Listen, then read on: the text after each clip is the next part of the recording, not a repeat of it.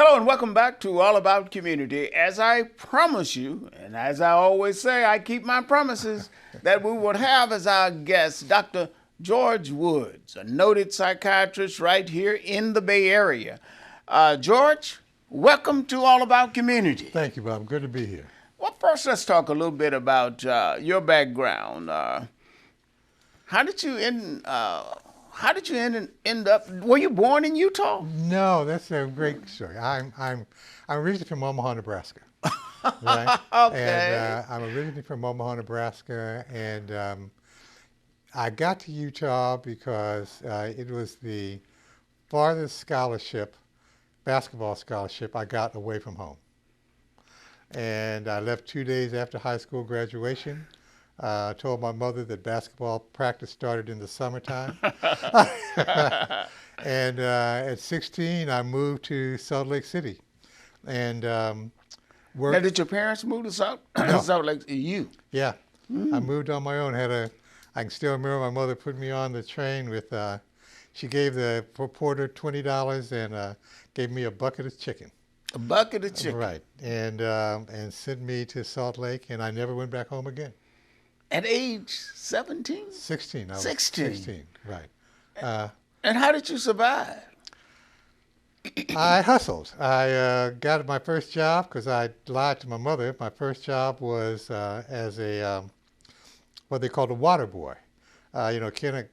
Utah has mines, copper mines. Mm-hmm. And I checked into this little hotel. I was a big kid. I checked into this little hotel with a green bag and got a job. I lied by my age and got a job. I said lie twice now, so I got to watch myself. And got a job as a water boy at Kennecott Copper. And that summer I worked at Kennecott Copper, giving water to the miners and what we call tamping railroad track. Railroad track can get off because it's soft, right? And so you take a sledgehammer, and they had these crews, and you would go along and you would tamp the track to keep it even. And I did that until basketball practice started. And you went to college where? I went to a small school, Westminster College, in Salt Lake City. And you were student body president? I was student body president. How did you get to be student body president? Well, because I suspect there weren't a whole lot of you people there. No, there weren't, but there were a fair number of athletes.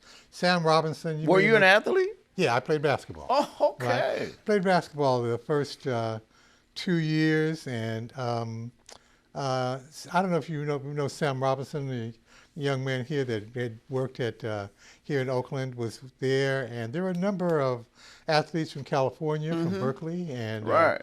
Because athletes, they're going to get black athletes anyways, right? And so I went to play basketball, and I played a couple years. And what happened, Bob, was there was a guy out of L.A. that was a incredible athlete. I mean, he was a man among boys, right? And he played there, and the summer between my sophomore and junior year, he got hurt in L.A., went back to L.A., got hurt, and didn't come back. And don't tell me that was your opportunity. No, it wasn't my opportunity, but it was I saw how they treated him. It was like they airbrushed him from life. You're kidding. Right. And that made me realize he was so much better than I was. Right. That made me realize that my future in basketball was limited at best. And how did you end up in medical school? Another story. I've lived my life by mentors. Okay. When I first I never thought about going to medical school. Never planned on going to medical school. Well, how did it happen? Tell us. I got to be student body president really because I wanted to, and so I became editor of the newspaper first. Okay. To learn, because I knew that the media was important. Right. Got to be student body president. This is 1968, and it was definitely affirmative action time. Mm-hmm. So they came down and recruited me to go to medical school. I was an English and history major. I had no sciences. Is that right? At that time. And I turned him down. I turned him down. I was with my first wife. I've been with my second wife for 50 years, so that tells you how long ago that was. All right. I was with my first wife, who was from California, and she said, "I want to go back to California." And I came to California and sold computers for IBM. Is that right? And my manager at IBM, I was telling him the story about like being accepted to medical school, and he looked at me like I was a fool. He said, "You know, you can always work for IBM, you know what I mean, but you can't always necessarily go to medical school." And so I reapplied, got back in, and that's how I got to medical school. Wow, what an incredible story. Well, you know, I've lived my life by mentors. And frankly, Well, who was the mentor that got you there? You live your life by mentors. there's, you know, Was there there's been a number. anybody that stands out? There's been a number. That particular mentor was my manager, who his name was Don Bickle. Once I got to California and trained here at Highland, and my mentor was John Norton.